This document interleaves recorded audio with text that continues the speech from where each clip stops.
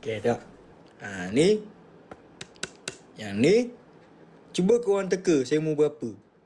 Lepas tu korang teka lah. Raja pop korang ni umur berapa. Okay, korang teka dulu. Saya bagi masa 10 saat. Korang teka. 1, 2, 3, 4, 5, 6, 7, 8, 9, 10. 3 tahun, 2 tahun, 4 tahun, 5 tahun. Korang teka saya. Yang ni tak nak teka. Saya kata ni 2 ni. Sekali. Yang ni sekali. Bukan sekarang. Sekarang memanglah orang tahu bapak saya 67. Maksud saya sekarang. Yang masa dalam gambar ni. Gambar ni nampak muda gitu. Masih duda.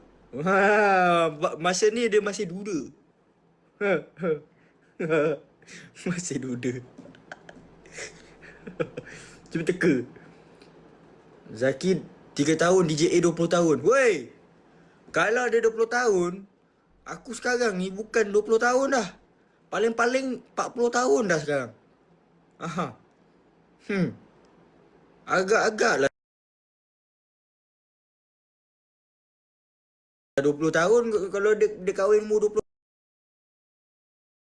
tahun, abang aku dah 55 lebih.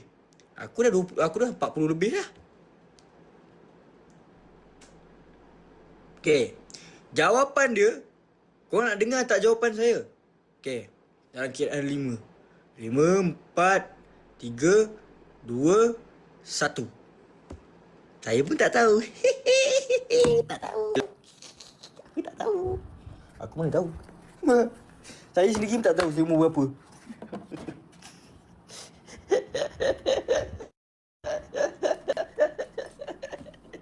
Saya tak tahu. Saya tak tahu.